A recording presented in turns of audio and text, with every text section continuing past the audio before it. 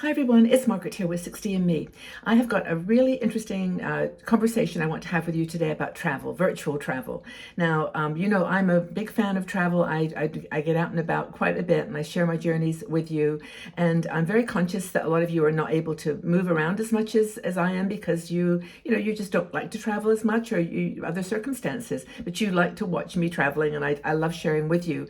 But it occurred to me that, you don't have to leave your living room to travel. You could actually do so many things on a virtual level right now. And I want to share with you some of the ones that I've discovered, and also maybe you can share with me some of yours. But if you like to know about the world, explore different cultures, maybe you've got some bucket list places that are probably not going to happen. Machu Picchu for me, I've always thought would be great, but I'm not going to make it to Peru, probably never. But that you can do these things virtually. And if you are into that, and most of you have got, well, all of you have got computers, and most of you have got some awareness of how to search these things online. So I'm going to share with you. Now, the pandemic was the big shift for so many people and so many companies, because when people could not travel, a lot of people got online and shared their travel videos and their travel experiences. So people could enjoy them from their home because you just couldn't get out. But now we're getting back to travel, and people are doing cruises and other travel that they really, really wanted to do.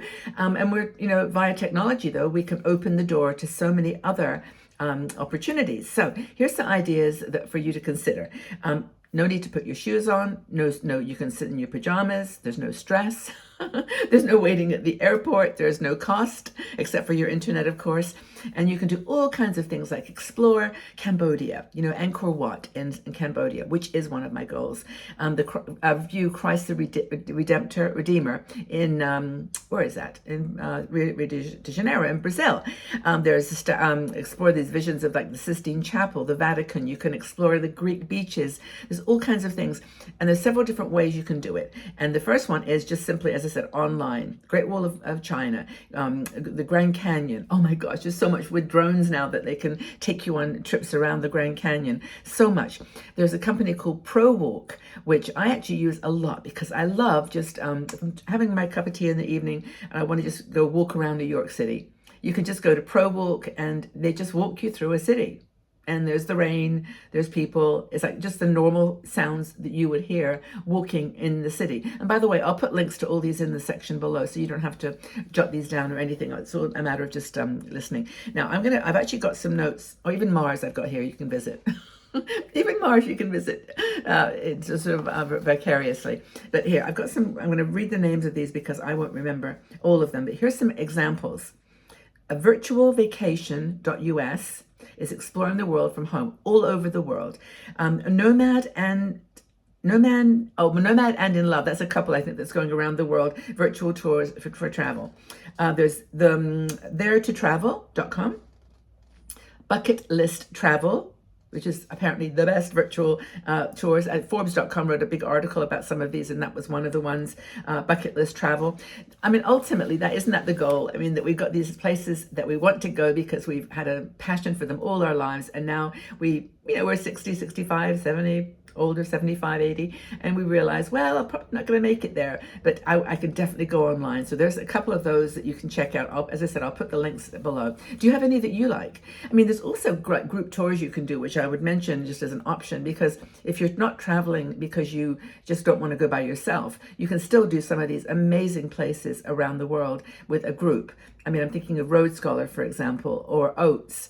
Oats is a really, really good one. And there's so many others that are just doing small group activities that kind of are the bridge between just sitting there at your computer and looking and actually getting out there and doing it. There's also another cool thing that many people have not thought about, which I discovered during the pandemic, and that's webcams.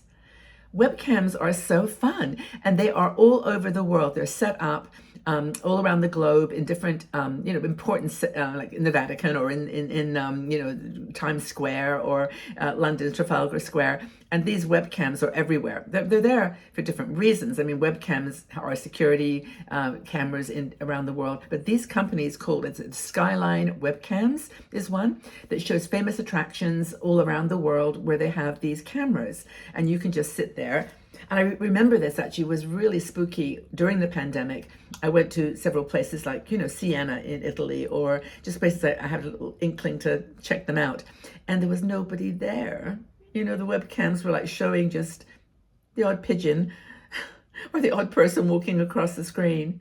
It was just it actually was probably one of the most sad times for me of the pandemic, is watching those videos of, that famous street in London where the Beatles crossed over, that Abbey Road, I think it is.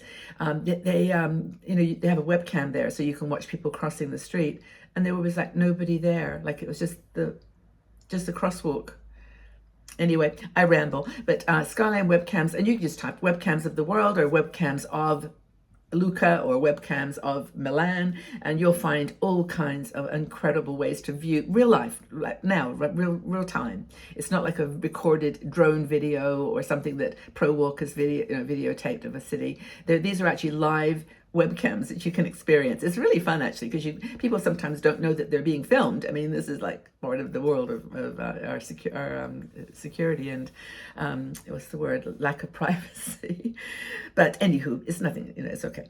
Network of global cams, that's Webcam Taxi. I think I mentioned Skyline webcams, and also Webcam Taxi. And they have also, this is a cool one actually, I did check this one out.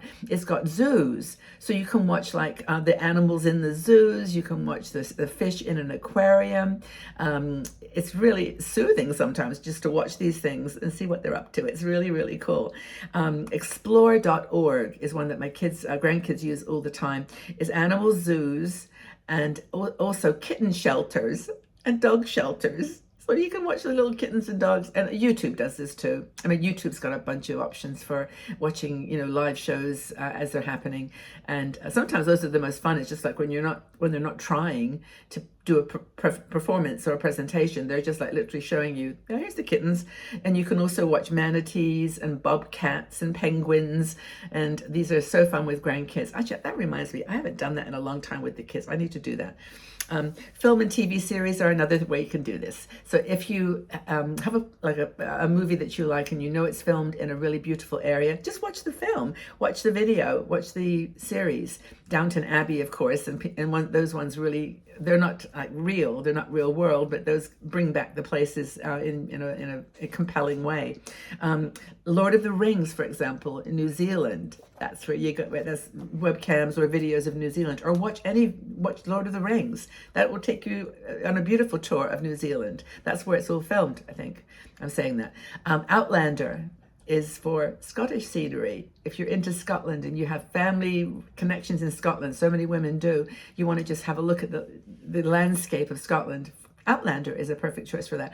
The Beach is a really good one for Thailand, if you want to watch a movie that features Thailand. The Talented Mr. Ripley for Sicily. Didn't know that one actually.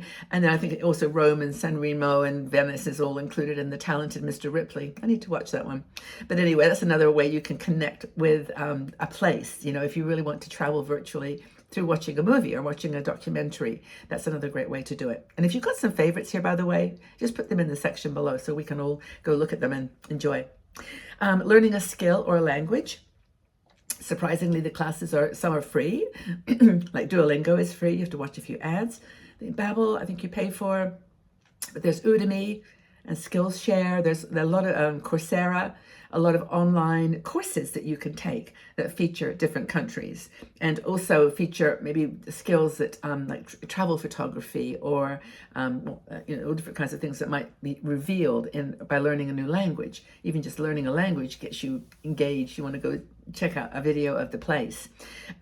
There's also virtual theater productions. Now, I just wrote this down because someone mentioned that this is a great way to see, videos in places that you can't visit, that you can virtually travel to.